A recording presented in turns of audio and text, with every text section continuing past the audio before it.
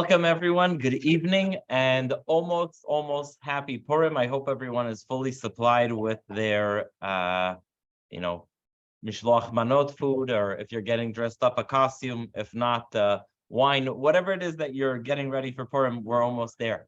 Tonight's talk is on the topic of archaeology and the book of Esther, and most of it is based on the book and videos of a fellow named Rabbi Yehuda Landy, who put in many years of investigation into the archaeology of the book of Esther.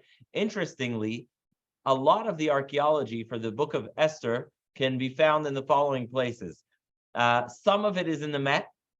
Most of it is in the Louvre in France, and also in Chicago. The University of Chicago did a lot of the excavations in Persia, in Iran, and also you have a lot of materials in the British Museum. And then you have some scattered all kinds of different places. I think I saw some related materials. There's something called the Semitic Museum in Harvard. It's all over. But there is a lot of archaeology to the book of Esther, and there is a lot of history that comes with it. Obviously, you will not find a love letter from Ahasuerus to Queen Esther, but you will find a lot of the palaces and a lot of the related paraphernalia of the era. And I don't want to spoil it, so I'll tell you everything at its own time. But before we start speaking about the archaeology, we need to acknowledge when the story of the book of Esther happens. So at what point in history does the book of Esther take place? The book of Esther is extremely important because it's the connecting link between the time of the first temple and the time of the second temple. So the story of Esther, interestingly, is both at the beginning of the first temple, but it's also part of the construction of the first temple. There's one verse in two actually, sorry. There's two verses in the book of Esther that we read in a tune of Tisha B'Av, of lamentation. They say about Litvaks that this is their favorite part of Purim, where you read the story of Esther in a sad and lamenting voice, because too much joy is kind of too much for us. But what is the verse that we read in the tune of the book of Eicha? Anybody? Does anyone know when we read a verse in the book of Esther in the tune of Eicha? Yeah? On Purim night? Well, it's in the Megillah, so it's Purim night and Purim day. But what part of the Megillah do you read in a tune of lamentation, as if it's Tisha B'Av? Oh. What a clash. You read when we're introduced to Mordechai, we say, Asher hogla Yerushalayim im hagola, Asher hogleta im Yechonia melech Yehuda. So I'm going to translate that. And again, I apologize for being a Litvak and loving that verse more than any other verse. But we say about Mordechai, who is Mordechai? He is Mordechai Asher hogla Yerushalayim. He is Mordechai who was expelled from Jerusalem. With which expulsion? Because there were actually two expulsions around the time of the first temple. Im Yechonia melech Yehuda, with Yechonia the king of Yehuda, Asher hegla Nebuchadnezzar melech Bavel, which was expelled by Nebuchadnezzar melech Bavel. So actually, when the first temple was destroyed, that was something that happened in stages. There were two expulsions of the Jews in Jerusalem. One is for what we would call in Yiddish the Feinschmeckers. It's called Galut HaCharash VeHaMasger. All the high society, all the people who had a profession, all the people who were sort of upper class in Jerusalem were expelled in the days of Yechonia to Babylon, where they served the king. They served in the king's court. You have the story of Daniel, Ezra, etc. All these people served in the court of the king. That is the first wave of expulsion. This is even before the temple is destroyed. Before the temple is even destroyed, you have an expulsion of all the talent from Jerusalem. Everyone is sent out. And with that comes Mr. Mordechai. He's also one of the people expelled. There's the famous midrash about that he was able to understand the two guards planning to kill King Ahasuerus, Bigtan and Teresh. It says, why was he able to understand their language? Because he was a member of the Sanhedrin, the high court in Jerusalem, and to be a member of the high court, you needed to understand and be proficient in many languages, which he was. That's how he picked up the discussion about these two guards trying to kill King Ahasuerus. So he's expelled in the days of who? Asher Agla, Nebuchadnezzar Melech Bavel. Nebuchadnezzar is the king of Bavel. And now we're going to get a bit into geography. Nebuchadnezzar is the king of Bavel. He expels Mordechai. How are we speaking about the Persian Empire? So why are we speaking about the Persian Empire? Because what happens is Nebuchadnezzar is a great king. He expels the Jews. He destroys the temple. He thinks he's at the top of the world. But what happens is he is then himself overtaken by the Persian Empire, who rules over him. So what happens is you have Assyria. They're the ones who come first to mess with the Jews. Then then Babylon teams up with Madai, an important name you should remember because you're going to hear it a lot in the book of Esther. So Assyria is defeated by Babylon and Madai, and then Madai goes and turns to Persia, and together they defeat the Babylonians. But a lot of these empires are basically on the same territory, so it's the same house switching ownership. Obviously, some with a shift to certain, Persia's more to the east, Babylon's more to the west, but you have these different empires taking over the same swaths of land, which include Iraq, Syria, Israel, etc. So what you have is, you have now the empire of Babylon, which expelled the Jews and took the smartest and best that were in Jerusalem, was overrun by Persia. And when you overtake an empire, you also plunder everything. So they go and they plunder Nebuchadnezzar's palace in Babylon, which, by the way, is something that archaeologists dug up in the city of Nineveh. It was very sad. Does everyone remember in the news when ISIS were in power? I think it must be around 2014, 2015, and they were blowing up all these artifacts and ancient buildings. So the reason they were doing this, not the reason they had what to blow up, is because there are many empires that were in that area. And so all these cities, such as the city of Nineveh, which they unfortunately were able to cause a lot of damage to, were very important in the days of these empires. So Nebuchadnezzar has his palace in Nineveh, and it goes without saying that a lot of the archaeology that was done there in the late 1800s was then taken to the cities of the empires that took them over. That's how you have so many of these objects found in the Louvre and in University of Chicago. There was a lot, it was like you got finders keepers. You got to excavate there, so you took it back. Very interestingly, a lot of the materials we're going to talk about here were found in what's today Iran. And Iran came to we'll see soon, they came to the British Museum and they said, look, we're doing this whole exhibit where we want to feature products or items that you found in our country. And the British Museum said, but if we give it to you, you're never gonna give it back to us. So why would we lend you? And I'll speak about what the object is in a second. Why would we lend it to you if you're not going to give it back to us? So they decided they'll have an exchange program, almost like a prisoner's exchange. The British Museum gave Iran on loan a whole lot of items to take for 5 years. And the Iranians gave them back also items that they could feature in the British Museum in London. And that's how we got to see a lot of these items. So in the kingdom of Persia, you have a great king. He's very nice, and his name is Cyrus the Great. And Cyrus declares famously, we read it, I believe, in the book of I can't remember, either Ezra or Nehemiah. Someone can correct me if I'm wrong. Ko amar Hashem limshicho leKoresh. God speaks to his Messiah Koresh, and Koresh says, whoever wants can go to Jerusalem and he can rebuild the house of God.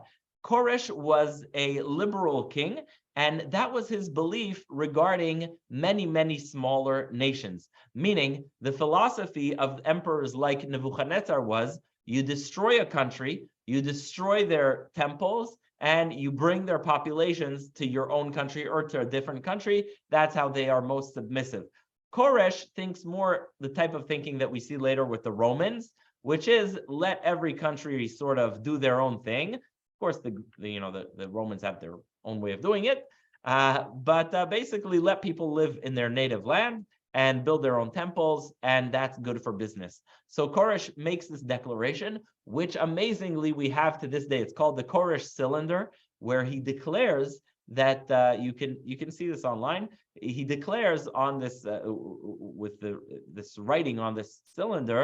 He declares that every nation should go back to its country after being expelled by Nebuchadnezzar and build their temple. And that's when Jews go and they decide they're going to rebuild the temple. So the story of the Megillah very much has to do with the tying of the first temple to the second temple. So Jews start actually going to Jerusalem to build a temple. By the way, how many Jews do you think went to Jerusalem when it was declared that you can go back?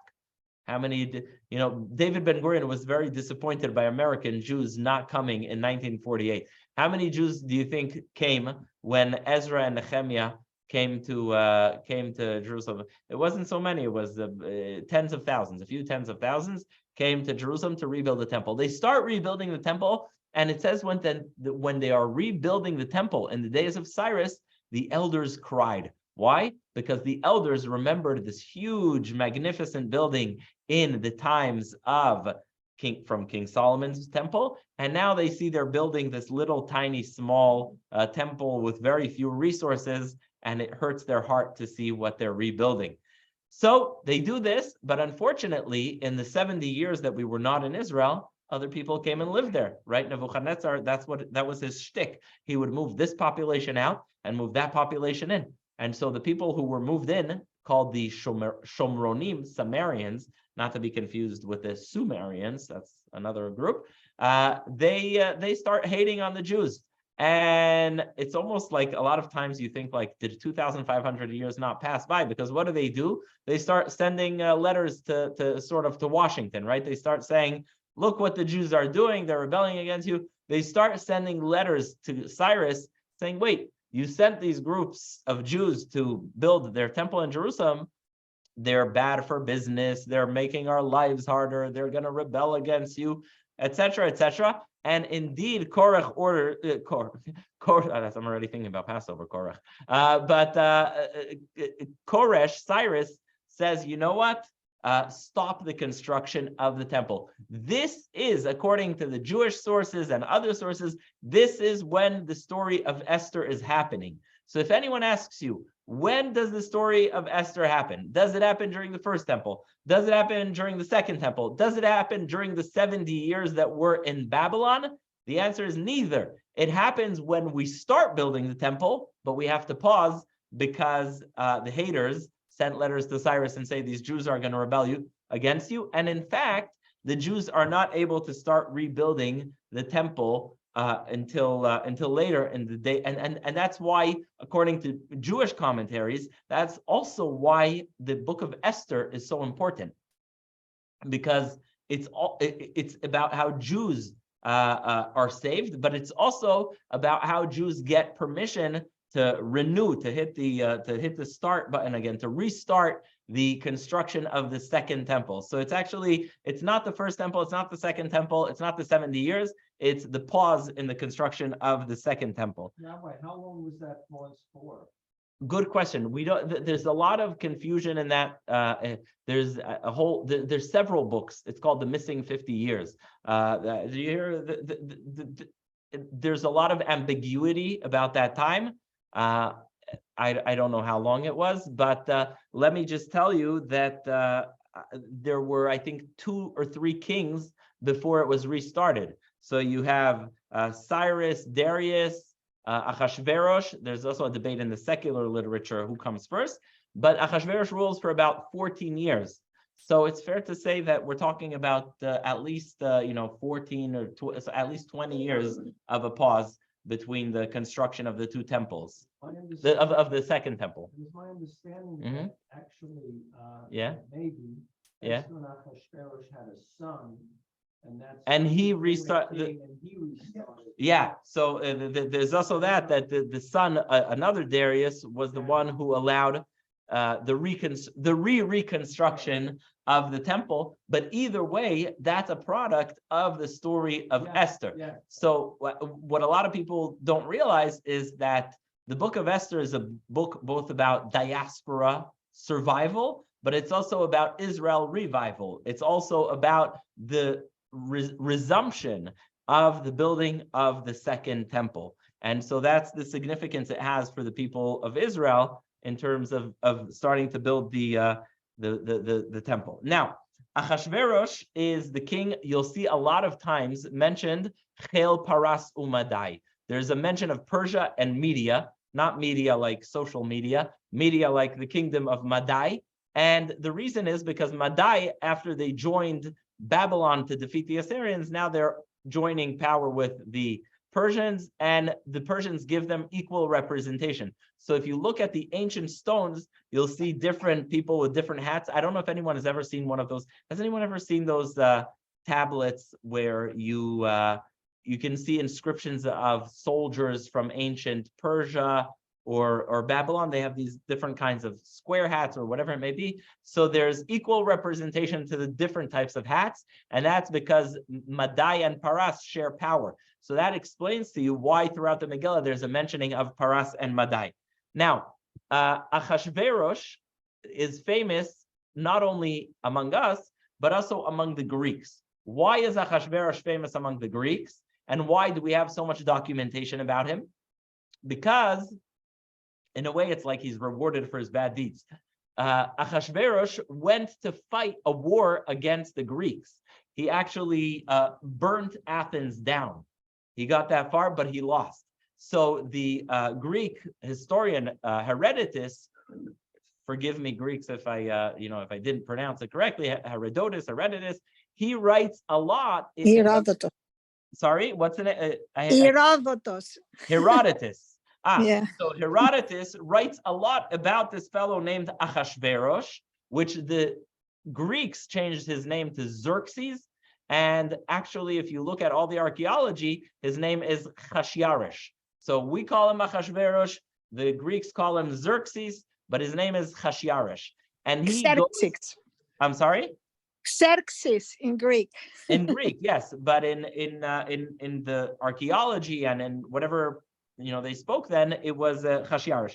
So he goes and he's described in the Greek literature as someone who is drunk. He's always drinking wine. He's always with women, and he's married. Interestingly, and I don't want to speculate here, but the name of his wife is a mistress, which kind of sounds like Esther. It has the letters, maybe yes, maybe no. But the Ahasuerus that we see in the Greek history very much overlaps with the Ahasuerus we know from the children's plays and the Megillah, who's kind of a drunk and hanging out all the time. Now, another interesting thing is if you look at the Megillah, what year is the party that Ahasuerus makes? The party that he makes, does anyone remember? It's early on in the Megillah. The party that he makes, it says, Bishnat Shalosh Lemolcho, in the 3rd year of his reign. Why? Because it's likely it wasn't a simple thing for him to be king. Rather, there were always these wars, and that's number one. Number two is, it says, I'm going to mention this more later, it says that he goes to a war with Greece, and the next story where he finds Esther is, I believe, in the year 12 to his reign. I'll mention it later. But basically, there's this gap in the book of Esther, and everyone wonders what he's doing in this gap time between when he kills Vashti and when he marries Esther. And the answer is that's really when he's going to fight with Athens. All right, that's the story of. Rabbi, yes. Can I ask a question? Was this all taking place in Persia? Like you said, there was a Babylonian exile. The Jews Excellent went to question. Iraq. All right, so especially, so my answer is especially to those who are online and watching from home, but I'm going to do my best, so even just by listening, you'll be able to sort of imagine it. There's 2 places you can even look today on Google Maps and find everything about this story. One is the city of Shush or Susa, which is in Iran today. Shush is close to the border of Iraq, and you can really see very vividly what's going on there. And the other is a place called Persepolis. Persepolis is actually the original Persia. The name Persia comes from this palace in a place called Persepolis. Both were extensively dug in the 1800s, some by whoever, as I said, it was finders keepers basically. So the first person to dig was a French archaeologist, and so he sent whatever findings he had to the Louvre. You had in Persepolis also someone from the University of Chicago digging. They sent their materials to Chicago. Whatever the British could get, they also took. But yeah, the places where the story is happening are both available. You can see in incredible detail the magnificence of these palaces. You can see it online. You can listen now and I'll describe it to the best of my ability. But basically, Ahasuerus has two magnificent palaces. One is Persepolis, aka Persia, and the other is Shush, or Susa, aka Shushan, which incidentally is attached to what's called in Iran, the Tomb of Daniel. So the place where Daniel the prophet is buried, that's also right there. Wow, thank you. Sorry? Thank you. Yeah, so these are the two places. So Cyrus captures Babel. Now, when you capture something, as I said, you plunder it, you take it all to the place where you're coming from. And that's what Cyrus does. He takes over the city of Nebuchadnezzar, and he brings it all with him to his Persian palaces, mainly in Persepolis. The next thing that happens is, I mentioned to you the cylinder that Cyrus writes that all people can go back. Cyrus writes that all people can go and live in their countries. So that was in the hands of the British Museum. And the Iranians really wanted to show it. So in exchange for the British sending it to Iran, first the Iranians lent the Persians a whole lot of gold and silver plates that were put at the foundations of these buildings. And so we have a copy of the founding documents of these buildings. So in those days, when I actually don't know what the logic behind it is, I personally would not do this, but if you're building a building, you write, this is in Akkadian writing, you write on a big silver plate, I, the glorious so-and-so, am building this building here and here with all my achievements, and then you put it at the foundation. So what happens is a lot of these documents that are found, and by documents I mean big silver and gold plates, they were sent by Tehran to London, and London in exchange sent to Iran the Cyrus cylinder. I want to tell you something very interesting. In 1971, this is a fascinating twist of history. In 1971, the Shah, who was the modern ruler of Persia, he decided he would have a magnificent march marking Persian history, and he did it in this place called Persepolis. Now, he wanted to replicate the great wealth and the treasures that were in Persepolis, and you can look this up online also. He dressed people exactly the way they would be dressed in the times of the Persian Empire. And he said, we're celebrating 2,500 years for the Persian Empire. Now, very much like Ahasuerus in his time, he decided to show the great wealth of Persia. But the sad part is, historically, and this is modern history, the sad part is because it was such a materialistic extravaganza, it fed into the narrative that the Iranian people believed, which is that the Shah is stealing their money, he's too corrupt, he's too materialistic. And lo and behold, what is it, 7 years later, 1978, where you have the Iranian Khomeini revolution, which led to what it led.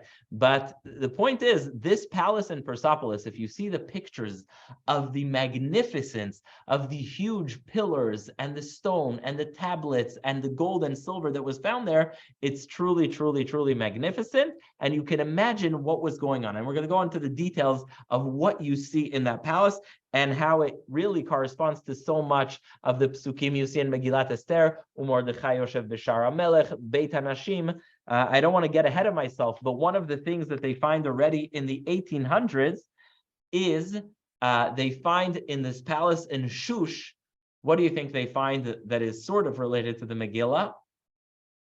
They found countless bottles or remaining of bottles of perfumes.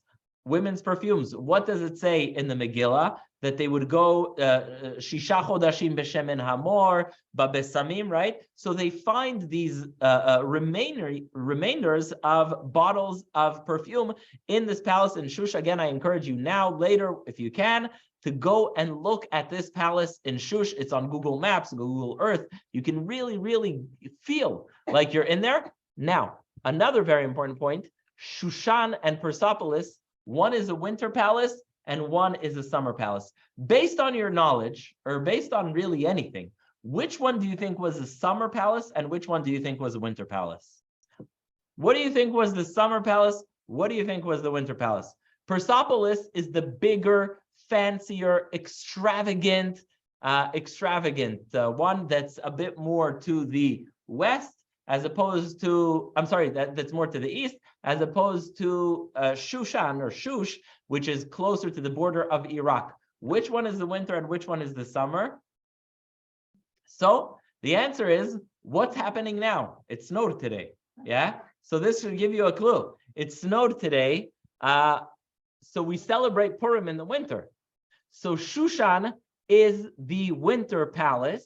And in fact, if you look at all the dates in the Megillah, and there are many dates, it's all in the same half a year of the winter. Why? Because in the summer, it's like when you go to Brooklyn in the summer and everyone's in the Catskills. So basically, in the summer, Ahasuerus is not to be found in Shushan. It's too hot. It has the Iraqi climate. And that's when he's more in the, anyone ever see pictures of Iran where you have snow-topped mountains? There's some cooler areas there. So that he's doing more in the winter. So it's interesting. We celebrate Purim in the winter, and all the dates in the Megillah are in the winter because Shushan is in fact the winter palace, and that's why he's hanging out, and that's why he's spending his time in this area. It's interesting. The tomb of Cyrus, another place you can look up that exists to this day. It's in a city called Pasargad in Iran, and it stands to this day. Unfortunately, despite Cyrus being a nice guy and writing us the letter, he ruled only for 5 years.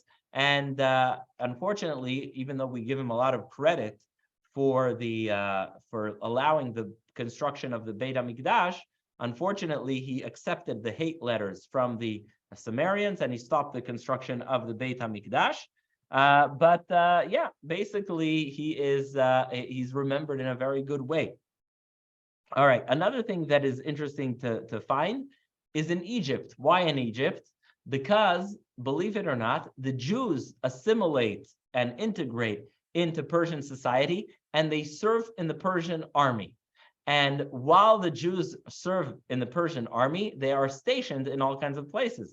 One of the places that they are stationed is an island in Egypt, and in the Nile River. There's an island in the Nile River, and there's a letter from Persia, from the headquarters, written in Assyrian handwriting, which today we call Hebrew, and it's written also in Aramaic, because Aramaic was a language Jews speak a lot. And it says, make sure that the Jewish soldiers have their matzahs for Passover. This is before the time of the Second Temple. So it just shows you how the Jews were integrated throughout the empire, which is exactly what happens in the story of the Megillah. Haman is making sure not only to destroy the Jews in Persia, but he's sending letters all over the empire to make sure that the Jews are destroyed all over the empire, because in fact, the Jews are all over the empire. And as it says in the Megillah, and again, this is something we see in archaeology, Medina umedina kichtava, ve'am ve'am kilshono. Every nation according to its writing, and every nation according to its language. What does that mean? And it wasn't always like that. What does it mean? You can write with English letters, you can write Arabic. How? You just write the way it sounds. You can write with English. You write already in English letters, Spanish, French. I don't know why I call them English letters. Whoever is the original claim on the letters, right? So you can write Spanish, French, etc. So when the Persian Empire writes letters, it does it in two ways. Number one, it writes it in your language, like they write to these Jewish soldiers. The Jewish soldiers, they're writing to them in their handwriting and the language that they're speaking Aramaic. But also there's this Akkadian writing that's the easiest one that all these Sumerian tablets that we find are written in. I know how to say it in Hebrew easily, Ktav Yetedot, where basically you have straight lines. It's like the Hammurabi writings. It's all these like straight lines, easy to write and easy to keep on a stone. And you can also write in different languages using the primary Persian language. All right, another interesting picture that you have, fascinating picture that's found in Persepolis, is of a king sitting on a throne. And historians argue which one is Ahasuerus and which one is his son, but they're both confirmed to be there. And he's holding a stick that's huge. It's like from here, it's like probably 6 feet. He's holding it. And what is it? It's the royal scepter. Remember the story with Esther having to touch the scepter if she's not otherwise she gets killed if he doesn't give her the scepter. So there's this famous tablet which they found in Persepolis where the historians, archaeologists believe it's King Ahasuerus and Darius. There's a whole machloket debate who's who, who's standing, who's sitting, whose reign it is. But the king always sits with this huge scepter. It's not like Queen Elizabeth's elegant 1 foot scepter. No, this is a big in all the kids pictures they have King Ahasuerus handing to Queen Esther like a magic wand. No, this is like something that he's sitting with and he holds it. And this is Sharvit Azav, and this is found in Persepolis. Interestingly, a lot of the archaeologists that ended up there in the 1800s relied on the writings of a Jewish man. I think I mentioned him when we spoke about the Jews in China. His name was Rabbi Binyamin Metudela. There's even a street named for him in Rechavia, I think. Basically, Binyamin Metudela is a Jew in the 1300s who travels around the world and documents Jewish life wherever it is. And he documents that in this and this area in Persia, people have a tradition that this was the place of the palace of Ahasuerus. And lo and behold, there obviously we're Jewish. We couldn't have had one tradition. There were people who believed this and there were people who believed that. But that's where the French archaeologist then later goes on and he digs there and he finds it. Interestingly, when you go to these palaces, both Shushan and in Persepolis, you'll see something very interesting. You'll see a concept called Sha'ar HaMelech. We say Mordechai Yoshev B'Sha'ar HaMelech. What does that mean? It means Mordechai is sitting. Where's he sitting? In the gate of the king. How do you imagine that? Has no one here read the kids' books about how the Mordechai is sitting? No one saw those pictures, the cartoons. So basically, you see a picture of Mordechai Yoshev B'Sha'ar HaMelech, that Mordechai is sitting on the gate. Come on, does anyone know the story where he's watching out for Esther? He goes every day. Do people remember that? So Sha'ar HaMelech is not a gate because it makes no sense that everyone should huddle under this gate. Sha'ar HaMelech is this huge reception hall. It's almost like if you've ever been to Congress or even the Supreme Court, there's these big halls before you come in where people can congregate. So Sha'ar HaMelech, when it says Mordechai Yoshev B'Sha'ar HaMelech, it doesn't mean he's under the door lintel or something. It means he's sitting in this hall called Sha'ar HaMelech, which is the gate of the king, but it's really a huge reception hall where you would come and wait for the king. Now, interestingly, this is a mistake that came into our understanding from modern Hebrew. In modern Hebrew, by the way, one of my favorite commercials, when you come to Jerusalem, there used to be, and I don't want to advertise, just to be clear, we don't have any beer companies sponsoring this class, but when you come to Jerusalem, they used to have the sign, Habira Hatova Ba'olam. Now, bira means beer. Okay, that's from whatever. But Bira means a capital city, the capital city. So it used to be, there was first a beer company that used to advertise Habira Hatova Ba'olam, the best beer in the world. Then Jerusalem, the municipality, said, why should we let the beer people steal that idea? Let's take it, and they put the sign, Habira Hatova Ba'olam, the best capital city. But modern Hebrew, Bira means a capital city. However, we refer to Shushan as Shushan Habira. Does that mean Shushan is the capital city? The answer is 100% no. Shushan is not the capital city. Persepolis is the capital city, and that's where all the treasures are. Not all, but many of the treasures are. Bira, and it's mentioned with regard to Avram Avinu, is a big tower. Shushan HaBira, big building. Remember this, Rashi says with Avram Avinu, he looks at the Bira, he looks at the building. Bira means a large building. So when we speak about Shushan HaBira, we're not saying Shushan, the capital city, we're actually saying Shushan, the palace. That is Shushan HaBira. It means Shushan, the palace, the large building. And when you come to Shushan HaBira, Shushan, the large building, that is where you have Shar HaMelech, a huge reception hall, and then you have a chatzera. There's so many mentions of rooms, and when you look, you can look even on the satellite images today of this area. You can see there's multiple reception rooms. You have mentioned in the Megillah, you have Chatzar Beit HaMelech HaChitzona, HaPnimit. There's different courts. There's even Beit HaNashim, where it says there's the house where the women lived. There's even that. I don't want to get into American conspiracy theories or the way they're mentioned, but there's this whole thing with Marilyn Monroe. How did she get into the White House? The Beit HaNashim was connected directly to the room of the king in this, and that you can see to this day.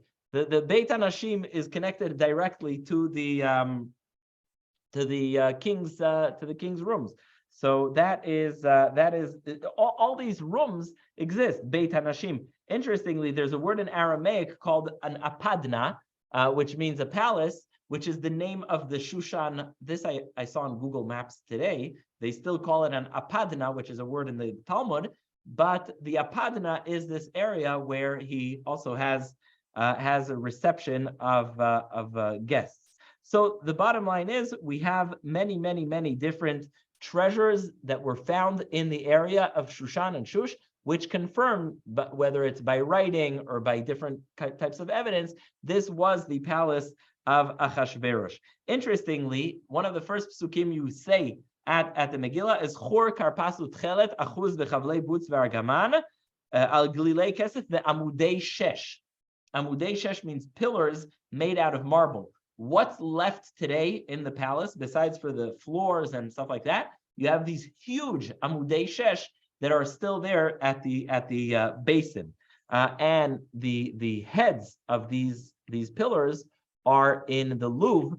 And just by how the crown of the pillar looks, you can imagine how absolutely large these very large pillars were. I see we're short on time, so I want to mention a few more very important things. The mail system you have today, your mailman comes, he gives it to you. Where did that all begin in human history? This is a secular general information.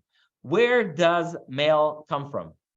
So the first empire that has an extensive mail system is the Persian Empire. We got it from the Persians. And so you have repeatedly throughout the Megillah, Haratzim yatzud chufim bidvar HaMelech, the horsemen go urgently with the word of the king, and the Persians have this whole system of how you get the mail from one country to the other. They are the architects of mail. And interestingly, also something related to the Megillah, in this palace in Persepolis, you also have large areas for the horses, because that's how you get the mail out. And that is also something that's directly related to how we see in the Megillah that there's constant letters being sent, right? You have to send the letter of Haman to destroy the Jews, and then you need the letter canceling it, and you need the letter giving them another time permission. So that's another thing that's important to know. One thing that will astonish you, and I'm going to describe it so you don't have to see it, but if you want to see it, you can also see this online. Absolutely amazing. Hashtiya kadat en ones. The drinking of wine at Ahasuerus' party is as you wish.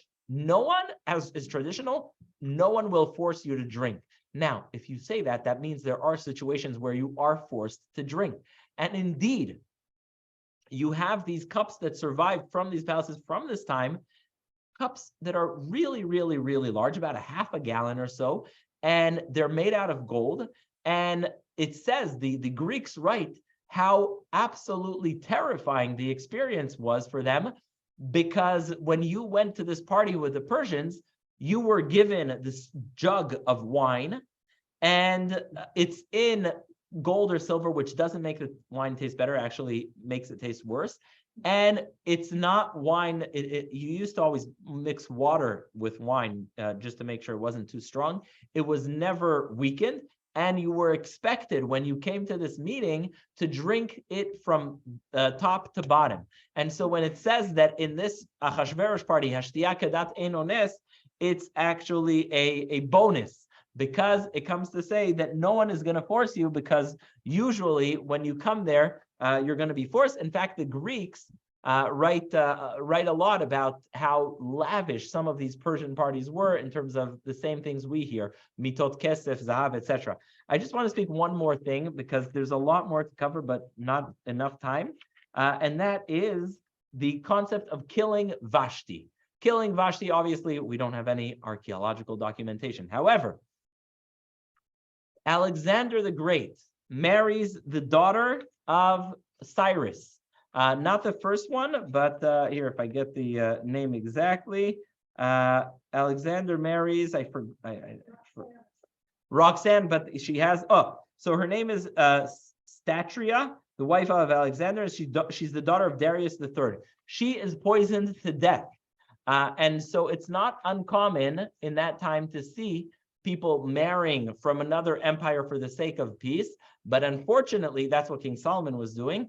But unfortunately, what you also see is someone who became king or established their power by marrying the daughter of another empire, then ending up poisoning their own wife to death in order to make sure that then they establish their dominance in a very, very strong way. If you want to go to the Metropolitan Museum right here and see some of the items, there's Ritzpot Bahat. It's a specific kind of stone that you could see there. A lot of the items can be seen when you see items about the Persian Empire, about the Babylonians, right here in the Metropolitan Museum. If you want to travel a little bit more, go to Chicago, where you can see also, actually in Yale, which is not so far, it's called a Puru. Puru sounds like Purim. Why is Purim called a Purim? Because of the dice, the lot that he drew. You can find this Puru, which is what they call the Puru, the dice that he rolled in order to decide the 13th of Adar. You can also find that. It's actually in Yale, in New Haven, also from the same time. There's a lot more. And really, I encourage everyone to look on Google Images, Google Maps. You can see these places, Persepolis, Shush, and it's absolutely amazing how you can relive the story of the Megillah by seeing where these things happen. Germany, to the Pergamon Museum. Yeah. The gates of Ishtar. The gates of Ishtar, is that from the Megillah?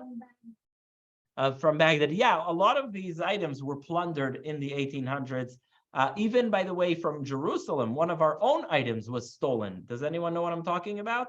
The tablet of Hezekiah, where they carved in the tunnel, where the exact description of basically what's described in the Bible, where they dug a tunnel through the rock during, did anyone ever do that hike where you walk, it's under Jerusalem? So they have an inscription where they write, we met each other, and it was completed.